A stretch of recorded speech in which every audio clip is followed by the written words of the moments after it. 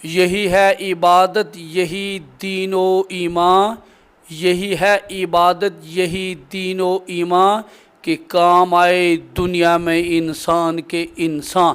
محنت اور خدمت خلق ایک ایسی چیز ہے جس سے انسان اس قدر عظیم ہو جاتا ہے کہ اس کی عظمت کی وجہ سے تاریخ اس کے سامنے جھکنا فخر سمجھتی ہے۔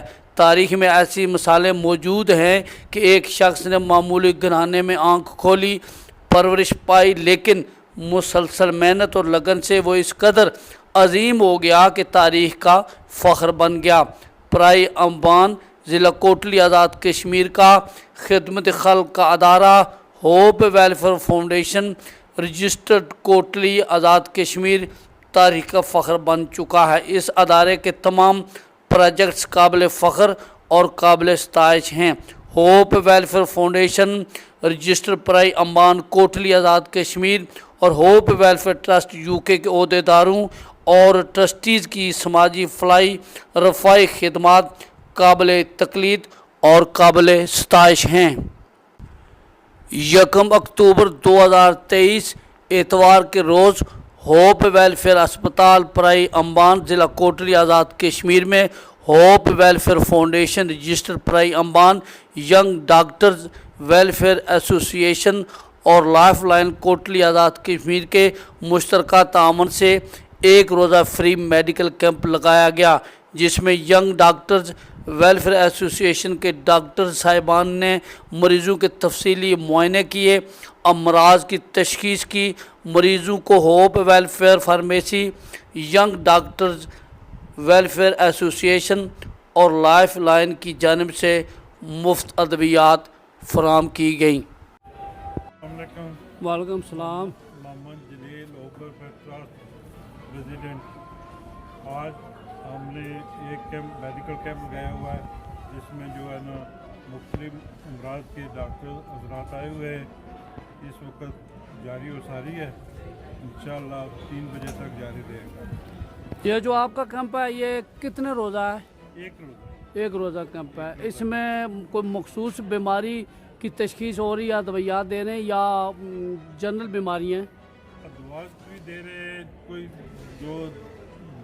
کوئی اس طرح کی بیماری تشخیص ہوتی ہے وہ آگے ریفر کرتے ہیں۔ یہ کیمپ آپ سال کے بعد منعقد کرتے ہیں یا کتنے عرصے بعد منعقد کرتے ہیں؟ تو تقریباً سال کے بعد بڑا کیمپ ہوتا ہے، باقی ہر منتھ ہمارا چھوٹا بہت۔ یہ جن ڈاکٹر حضرات کی آپ نے خدمات لی ہیں وہ ڈاکٹر حضرات کہاں سے آئے ہیں؟ وہ پورے پاکستان سے آئے ہیں، تقریباً کچھ لاہور سے 1-2 ڈاکٹر ہیں، 1-2 پنڈی سے ہیں، پشاور سے ہیں۔ تو آپ اس ٹرسٹ کے ساتھ کس عہدے کی حیثیت سے یہ سماجی خدمات انجام دے رہے ہیں؟ میں اس وقت اس ٹرسٹ کا جو ہے نا باصیت چیئرمین ہوں۔ اچھا، یہاں پر کوئی آپریشن وغیرہ کا بھی انتظام ہے کہ اگر ایک روزہ میں آپریشن تو چیک اپ وہ ٹھیک ہے، لیکن اگر چیک اپ ہوتا ہے کسی کو کوئی بڑی بیماری نکل آتی ہے تو اس کا کوئی ریفر کرتے ہیں نا، یہی سے ہی ریفر ہو جائے گا آج سے ٹھیک ہو جائے گا۔ آپ کے ایسے کتنے دورے ہوتے ہیں پورے سال میں میڈیکل فری کیمپ کے؟ میڈیکل کیمپس کی میں نے تو یہ سوسائٹی ابھی جوائن کی ہے، میرا یہ پہلا کیمپ ہے، لیکن انہوں نے یہ مطلب چوتھا کیمپ ہے ان کا۔ آپ کا ٹریننگ کورس مکمل ہو چکا ہے کہ یا نہیں، ابھی اس سلسلے کی یہ کڑی ہے یہ بھی میڈیکل؟ جی، یہ اسی لیے کڑی۔ آپ پہلی بار آزاد کی بھی تشریف لائے؟ ماشاء اللہ۔ یہاں آ کر آپ نے کیا محسوس کیا؟ یہاں پہ ایک تو یہاں پہ مطلب یہاں کے لوگوں میں بہت ہی زیادہ محبت اور ہاسپٹلٹی پائی جائے، اور دوسری بات یہ ہے کہ یہاں پہ نیچرل بیوٹی بہت زیادہ ماشاءاللہ، اور لوگ بھی عزت کرنے والے پیار کرنے والے۔ آپ کیا سمجھتے ہیں کہ خدمت خلق کے شعبے میں یہ ہمارے لوگ جو ہے وہ بہت آگے جا رہے ہیں؟ جی بالکل۔ بہت شکریہ ڈاکٹر صاحب، بہت شکریہ۔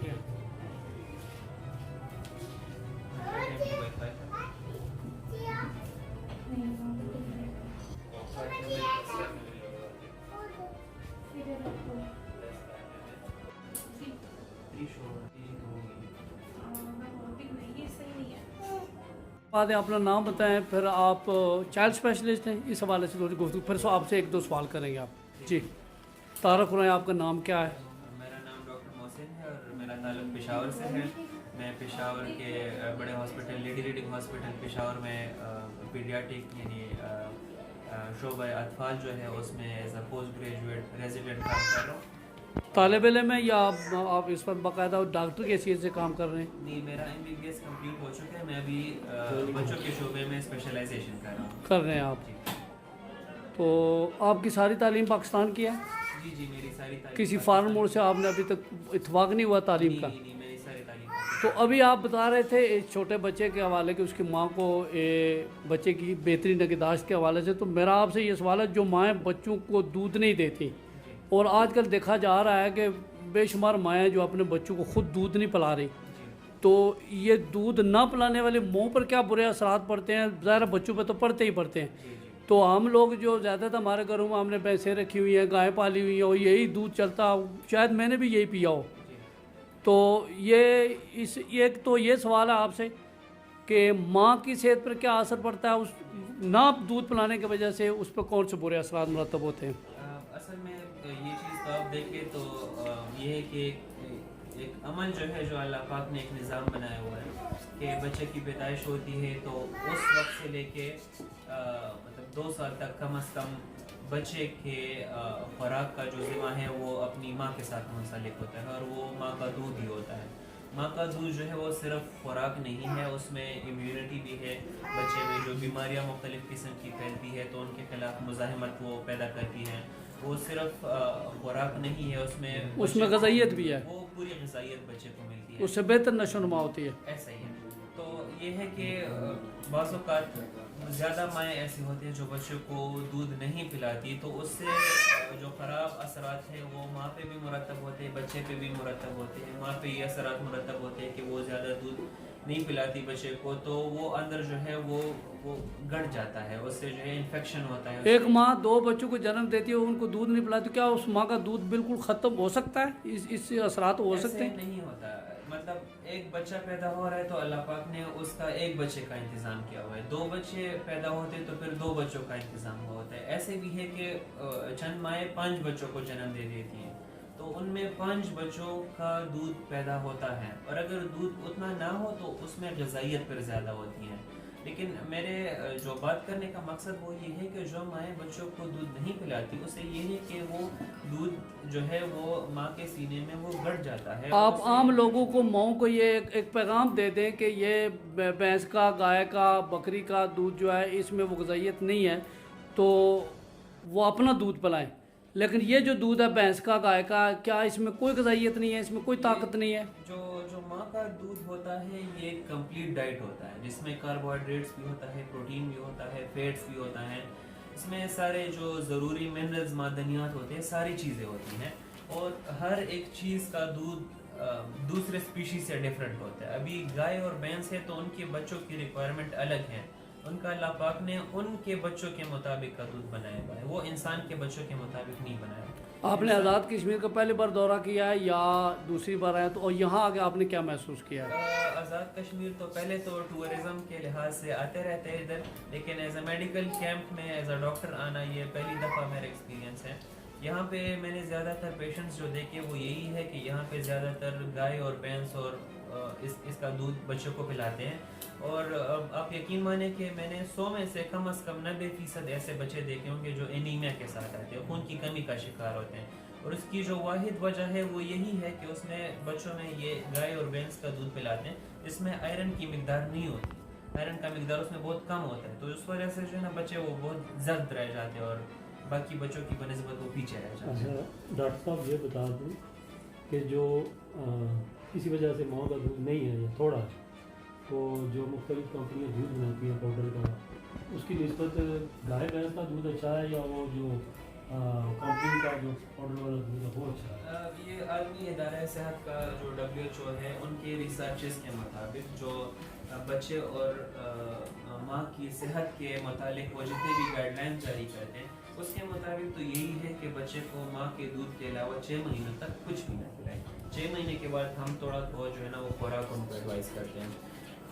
لیکن اگر کسی نسبت سے ماں کا دودھ نہ ہو یا کوئی ایسی بیماری ہو کہ جس کی وجہ سے ہم बच्चे को माँ का दूध नहीं दे सकते, यानी कि हेपेटाइटिस बी सी हो गया या HIV हो गया, जो माँ का दूध जो है वो उससे बच्चे को बीमारी लग सकती है।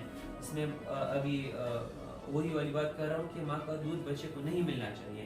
तो फिर उस निस्बत से हम बच्चे को उसके मुताबिल खुराक पैदा तो नहीं कर सकते, लेकिन एडवाइस करते हैं।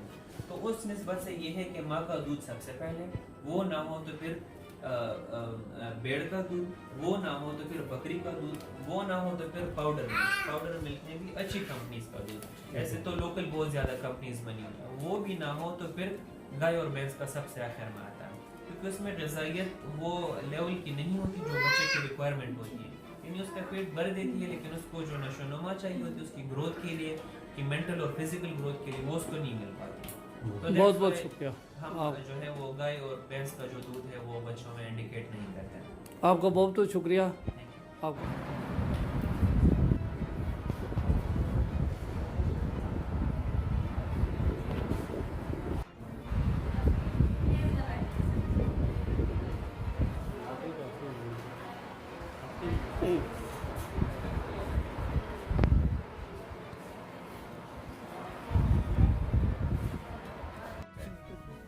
असां उन वास्ते दुआ करने हैं कि अल्लाह ताला उनकी तंदुरुस्ती और हिम्मत तौफीक दें कि इस अदारे की रेलवे चलाए। जिन्हें लोगों ने तावन अदारा चलना तो तुसां लोगों की डॉक्टर भी चेकअप करने ते उस बीमारी तशखीस करने नाल उसकी दवाई भी लभनी है। माशा तुसें कारने करीब है, सहूलत है। दुआ करो इन लोगों वास्ते अल्लाह ताला इन्होंने ये जी इसकी अपनी बारगाह च कबूल कराए तो इन्होंने वास्ते दुनिया और आखिरत ये निजात नजरिया बनाए, ये इतना भी कामयाब आखिरत भी कामयाब। बहुत शुक्रिया। बहुत शुक्रिया।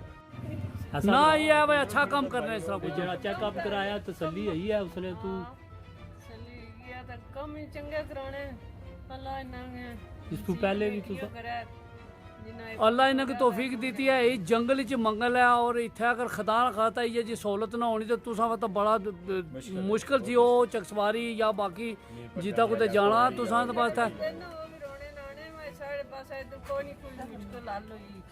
इधर बेहतर हालात न माशाल्लाह तुसें अच्छे लोग न जेह्ड़े इस हवाले नाल बड़ा अच्छा काम है। ये जड़ा होप वेलफेयर ट्रस्ट है ना सरकारी नहीं है ना, अपनी मदद आपने तहत जो बंदे बाहर भेजे ने वो चलाई रहे हैं, ठीक है। उस हवाले नाल ये जितने भी अहदेदार ने बड़ा अच्छा काम करी रहे हैं। इलाके ने लोगों की ये फ्री सहूलत दे रहे हैं, अद्वियात भी दे रहे हैं, खासकर जिला मेडिकल कैंप लगने ना दूसरे भी जाए तो मस्जिद में बन रहा है।